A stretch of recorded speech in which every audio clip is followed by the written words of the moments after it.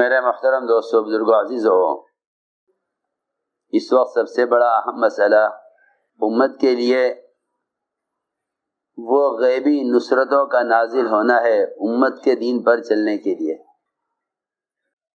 اس لیے کہ دین کے جس کام میں کوئی رکاوٹ پیش آتی ہے، دین کے اس حصے کو مسلمان چھوڑ دیتا ہے۔ سوال اس بات کا ہے کہ مسلمان کے لیے اپنے دین پر چلنے کے لیے غیبی نصرت اور مدد کیوں نہیں ہے؟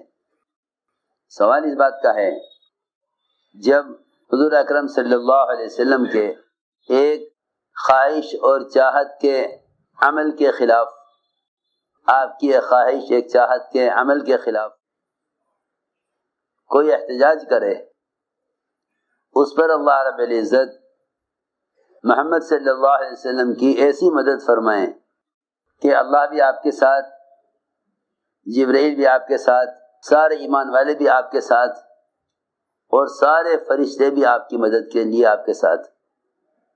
میری بات غور سے سننا، حضور اکرم صلی اللہ علیہ وسلم کے ایک خواہش کی لائن کے عمل کے خلاف اگر کوئی کوشش کرے تو اس کوشش کے خلاف اللہ بھی آپ کے ساتھ، جبرائیل بھی آپ کے ساتھ، سارے ایمان والے بھی آپ کے ساتھ، اور سارے ملائکہ بھی آپ کے مددگار۔ تو اس سے اندازہ کرو کہ اگر کوئی طاقت اسلام کے خلاف آئے تو آپ کی اور آپ کی امت کی کتنی بڑی مدد ہونی چاہیے۔ میں عرض کرتا ہوں، حضور اکرم صلی اللہ علیہ وسلم نے حضرت زینب کے یہاں شہد پیا۔ شہد کا پینا کوئی فرض نہیں، واجب نہیں، شہد کا پینا کوئی ثواب کا کام نہیں، نہ پیا جائے کوئی گناہ نہیں، ایک انسان کی خواہش اور طبیعت کی چیز ہے۔ میری بات توجہ سے سننی پڑے گی، ایک خواہش اور طبیعت کی چیز ہے۔ آپ نے زینب کے یہاں شہد پیا اور ازواج مطہرات کے یہاں جانے میں تاخیر ہوئی۔ دو بیویوں نے مل کر آپ کے حضرت زینب کے یہاں شہد پینے کے خلاف اسکیم بنائی۔ آپ کے حضرت زینب کے یہاں شہد پینے کے خلاف اسکیم بنائی۔ دو بیویوں نے مل کر آپ کو شہد پینے سے روکنا چاہا۔ اس کے لیے انہوں نے ایک ماحول بنایا تاکہ آئندہ آپ حضرت زینب کے یہاں شہد نہ پئیں۔ یہ جو کچھ کیا ازواج مطہرات نے، آپ کی بیویوں نے، آپ کی محبت میں کیا، آپ کی محبت میں، دشمنی میں نہیں، آپ کی محبت میں، کہ آپ زینب کے یہاں کیوں زیادہ وقت دیں، سوکن ہے کہ شوہر ہر ایک چاہتی ہے کہ مجھ سے زیادہ محبت کریں۔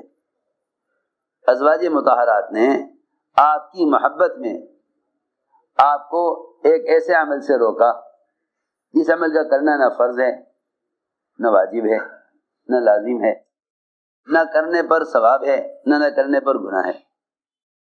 چنانچہ حضور اکرم صلی اللہ علیہ وسلم نے جب یہ دیکھا کہ میری ازواج شہد پینے سے راضی نہیں ہیں تو آپ نے فرمایا کہ میں نے قسم کھا لی ہے آئندہ میں شہد نہیں پیوں گا، آئندہ میں شہد نہیں پیوں گا۔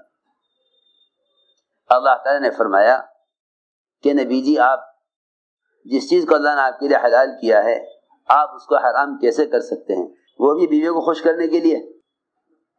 ادھر تو یہ فرمایا، ادھر اللہ تعالی نے یہ فرمایا کہ اگر یہ بیویاں آپ کے شہد پینے کے خلاف احتجاج کرتی ہیں اور آپ کے شہد پینے کے خلاف سازش کرتی ہیں تو اللہ آپ کے مددگار، جبرائیل آپ کے مددگار، تمام ایمان والے آپ کے مددگار، اللہ تعالیٰ کے تمام فرشتے، اللہ کے تمام فرشتے وہ آپ کی مدد کے لیے۔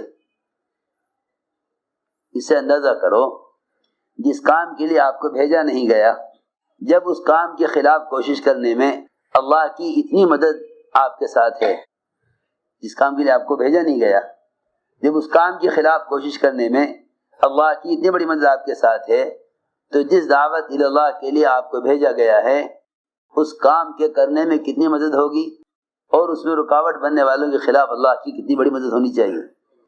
یہ میں نے ایک مثال دی ہے اللہ تعالیٰ کی غیبی نصرت کے نازل ہونے کی، کہ جس کام کے لیے نبی کو بھیجا نہیں گیا، جب اس کام کے خلاف آپ کے ازواج مطہرات نے سازش کی، وہ بھی آپ کی محبت میں، تو جو لوگ اسلام کے اور آپ کے لائے ہوئے دین کے خلاف کوشش کریں، ان کے خلاف اللہ تعالیٰ کی کتنی بڑی مدد آنی چاہیے۔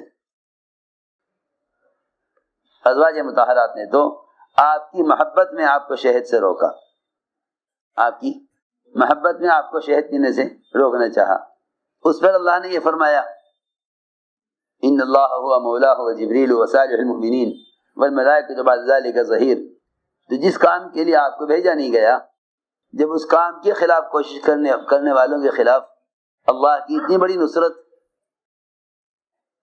کہ اللہ بھی ساتھ، جبرائیل بھی ساتھ، ایمان والے بھی ساتھ، فرشتے بھی آپ کے ساتھ مدد کے لیے، تو جس کام کے لیے آپ کو بھیجا گیا ہے دعوت اللہ کے لیے، اگر اس کے خلاف کوئی کوشش کرے تو سوچو پھر اللہ تعالیٰ کی کتنی بڑی مدد اور اللہ تعالیٰ کی طرف سے کتنی بڑی نصرت آنی چاہیے۔ یہ میں نے ایک مثال عرض کی ہے۔ یہ فرمایا اللہ نے قرآن میں کہ جس شخص کے ذہن میں یہ خیال ہو کہ اللہ رب العزت اپنے نبی محمد صلی اللہ علیہ وسلم کی مدد نہیں کریں گے، اس کو چاہیے کہ وہ اپنے گھر کی چھت میں ایک رسی کا پھندا لٹکا کر اس میں گلا پھنسا کر خودکشی کر لے تاکہ اس کی الجھن جاتی رہے۔ یہ فرمایا من کان یظن ان لن ینصرہ اللہ فی الدنیا والآخرہ فلیمدد بسبب الی السماء ثم لیقطع فلینظر هل یذهبن کیدہ ما یغیظ۔ میں عرض کر رہا کہ اللہ رب العزت کی بڑی بڑی نصرتیں وہ محمد صلی اللہ علیہ وسلم اور آپ کے صحابہ کے ساتھ تھی۔ وجہ کیا تھی؟ ان نصرتوں کے نازل ہونے کا بنیادی سبب وہ اللہ کے بندوں کو اللہ کی طرف بلانا تھا، اللہ کے بندوں کو اللہ کی طرف بلانا تھا، اس لیے کہ اللہ تعالیٰ نے قرآن میں شرط لگائی ہے کہ اگر تم اللہ کے دین کے مددگار ہو تو اللہ تمہارے مددگار ہیں، اور اگر تم اس کے دین کے مددگار ہو تو وہ تمہارے قدموں کو تمہارے دین پر جمانے والے ہیں، تمہارے قدموں کو تمہارے دین پر جمانے والے ہیں۔ ان تنصروا اللہ ینصرکم ویثبت اقدامکم، کہ اگر تم اللہ کے دین کی نصرت میں ہو تو اللہ تمہاری نصرت میں ہیں اور تمہارے قدموں کا دین پر جمانے والے ہیں۔ بہت غور سے بات سننا، اس زمانے میں مسلمان مختلف قسم کے اخراجات، مختلف قسم کی امداد، مختلف قسم کے فنڈ اور مال کی قسموں کو مسلمانوں پر خرچ کرنے کو دین کی نصرت سمجھ رہا ہے، اس کو دین کی نصرت سمجھ رہا ہے۔ وہ اپنی جان لگاتا ہے مال کمانے پر، اس مال کو کما کر اس مال کو دین کے کاموں پر خرچ کرنے کو دین کی نصرت سمجھ رہا ہے۔ یہ بہت بڑی غلط فہمی ہے کہ محنت سے مال کماؤ، اس مال کا کچھ حصہ دین کے نام پر خرچ کر دو۔ وہ کیا ہے دین کا نام؟ وہ یہ ہے کہ بیواؤں کو، یتیموں کو، مسکینوں کو، پریشان حال لوگوں کو مال پہنچاؤ تاکہ ان کی ضروریات پوری ہو جائیں۔ اس کو مسلمان دین کی نصرت سمجھ رہا ہے، اس کو مسلمان دین کی نصرت سمجھ رہا ہے۔ میرے دوستو عزیزو، یہ بات تو دل میں اتارنی پڑے گی اور سمجھنی پڑے گی کہ دین کی نصرت مسلمان پر مال خرچ کرنا نہیں ہے، بلکہ دین کی نصرت مسلمان کو اللہ کے دین پر لانا ہے۔ مال کا خرچ کرنا ایک تالیف قلب کا ذریعہ ہے۔ حضور اکرم صلی اللہ علیہ وسلم نے مال جو خرچ کیا ہے وہ مشرکین پر، طلقاء پر، نئے اسلام میں داخل ہونے والوں پر مال خرچ کیا ہے، یہ بتانے کے لیے کہ مال کے ذریعے تو ان لوگوں کو جوڑا جاتا ہے جو اسلام سے دور ہیں، اسلام سے دور ہیں، جو اسلام سے دور ہیں ان کو مال خرچ کر کے ان کے دل کو جوڑا جاتا ہے اسلام سے، ورنہ اصل دین کی نصرت یہ ہے کہ مسلمان اپنی جان براہ راست استعمال کرے، دعوت اللہ کے ذریعے ایک ایک مسلمان کو دین پر لانے کے لیے اور ایک ایک اللہ کے بندے کو ہدایت پر لانے کے لیے۔ اس زمانے میں دین کی نصرت مال خرچ کرنا رہ گیا ہے۔ اصل میں دین کی نصرت وہ دعوت اللہ کے ذریعے اللہ کے بندوں کو اللہ کے فرائض پر لانا ہے، اللہ کے بندوں کو اللہ کے فرائض پر لانا، یہ دین کی نصرت ہے۔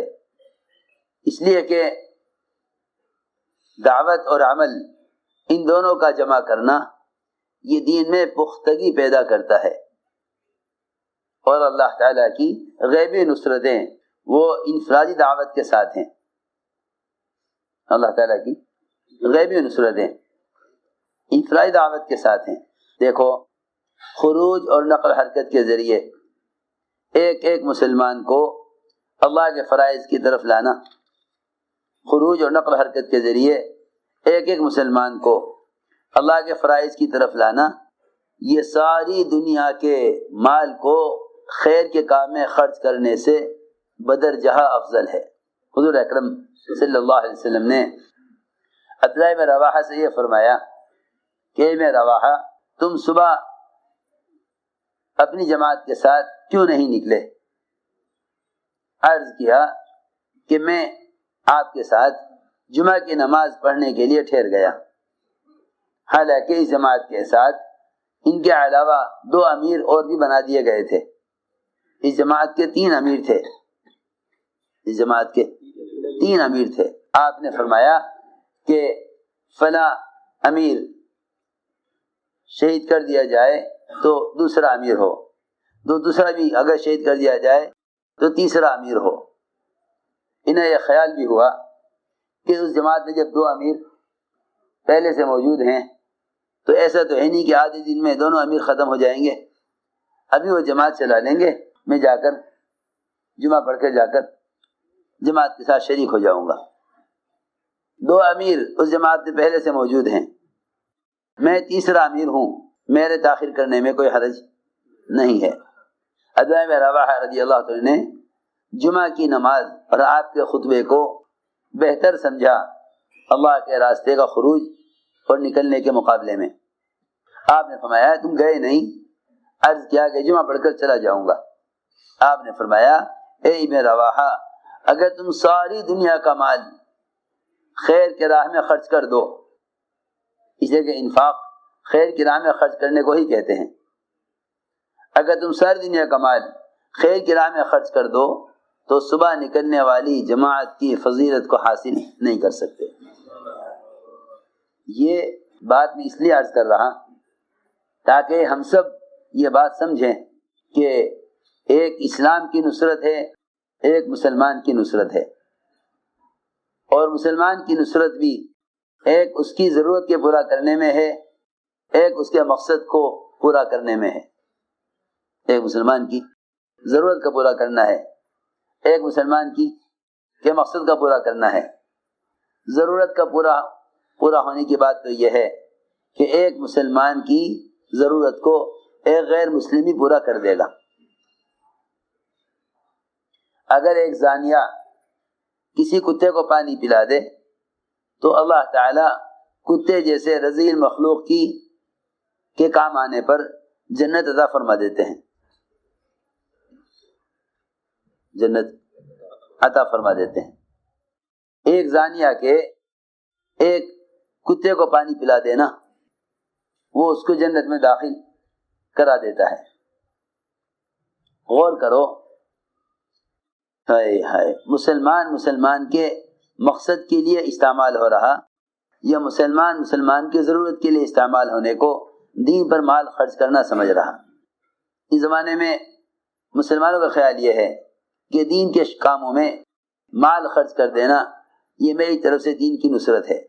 دین کی نصرت یہ ہے کہ اللہ کا دین وجود میں آئے، دین کی نصرت یہ ہے کہ اللہ کا دین وجود میں آئے، دین کی نصرت یہ ہے کہ اللہ کے بندے اللہ کے دین پر قائم ہوں. دین کی نصرت یہ ہے کہ اللہ کے بندے اللہ کے دین میں داخل ہوں. قرآن نے اسی کو نصرت کہا ہے. نصرت اور فتح وہ ضروریات کا پورا ہو جانا اور ملک و مال کا حاصل ہو جانا نہیں ہے، بلکہ نصرت اللہ کے بندوں کا اللہ کے دین میں داخل ہونا ہے. یہ نصرت ہے. اس زمانے میں لوگوں کا خیال یہ ہے کہ خیر کے کاموں میں مال خرچ کر دینا یہ بھی دین کی نصرت ہے. حالانکہ میں عرض کر چکا کہ مسلمان کی ضرورت غیر مسلم بھی پوری کر دیتے ہیں. مسلمان کی ضرورت غیر مسلم بھی پوری کر دیتے ہیں. غیر مسلم کی ضروریات مسلمان بھی پوری کر دیتا ہے. لیکن اگر کوئی مسلمان کسی غیر مسلم کے کام آ جائے تو یہ دعوت نہ ہوگی. دعوت تو یہ ہے کہ یہ اس کو اللہ کی طرف بلائے اور اس کو اللہ کی ذات سے جوڑے اور اس کو اللہ پر ایمان لانے کی دعوت دے. یہ دین کی نصرت ہے. یہ دین کی نصرت ہے. مال کا خرچ کرنا مسلمان کی نصرت ہے. دعوت دینا اسلام کی نصرت ہے. دعوت دینا اسلام کی نصرت ہے. مال خرچ کر دینا مسلمان کی نصرت ہے. سوال اس بات کا ہے کہ ہم مسلمان کی نصرت کر رہے ہیں یا اسلام کی. یہ سمجھنے کی بات ہے. اللہ رب العزت نے مسلمان کو مسلمان کی ہدایت کا ذریعہ بنایا ہے. مسلمان کو مسلمان کی ہدایت کا ذریعہ بنایا ہے. مسلمان بیچارہ مال حاصل کرتا ہے کوشش کر کے، اس مال کا کچھ حصہ دین کے نام پر خرچ کر دیتا ہے. اس کو وہ اپنی ذات سے دین کی مدد سمجھ رہا ہے.